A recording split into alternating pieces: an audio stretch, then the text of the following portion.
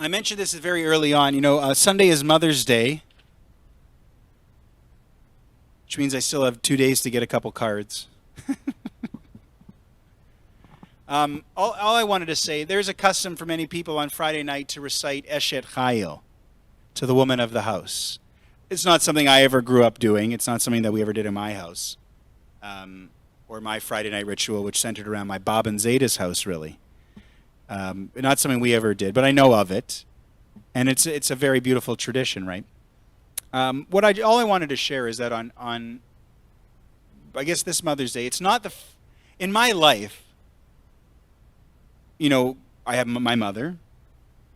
I saw my Baba, my grandmother. She was kind of a mother. I watched her, but I saw my mom, and I've written about things my mom has done for me in the past. The gift of music, which we enjoy tonight, or I enjoy tonight, and I get to play all the time. I tribute so much to my mom, and piano lessons, and giving me piano music that was cool piano music. If you never read the story, if you don't remember, I was a little disillusioned with piano lessons, and she came home one day and she had the sheet music to Bohemian Rhapsody, and I ended up playing it in that year's winter concert, which was a Christmas concert. I mean, let's be honest. We were at this kind of old folks' home, and kid after kid went up there and either played Jingle Bells or Frosty, and then I got up there and played Bohemian Rhapsody. And that whole experience, and I played it terribly. I remember just mangling it. I was so nervous. 15, I think I was 15.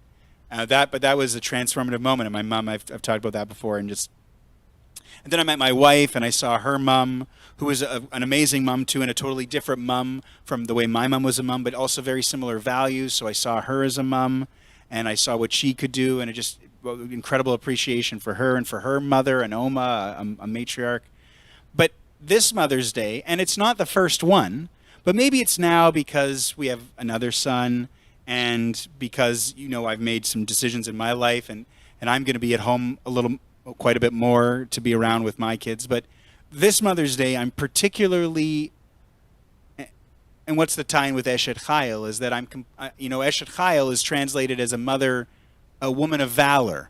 But one of the versions that I've read an interpretation, a retranslation, kind of, if you will, that I sometimes say at funerals, is that Eshet Chayil is a mother of generations.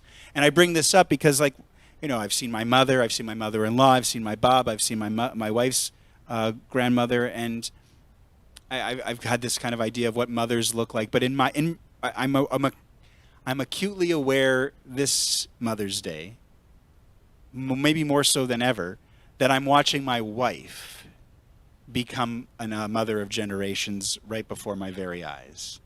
And she's an inspiration to me in terms of raising our boys.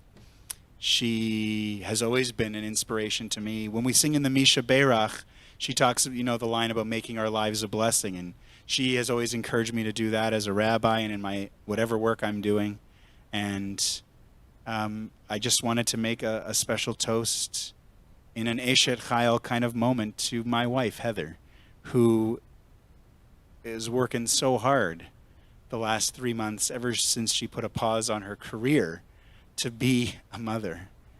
And with Mother's Day coming, I'll write it out nicely in a card, I promise. But for this moment, this toast of Shabbat, this Eshet Chayil kind of moment, I am just so proud of the front row seat I get to have of watching Heather become a mother of generations day by day in such an amazing way. So happy Mother's Day to all the mothers of generations out there.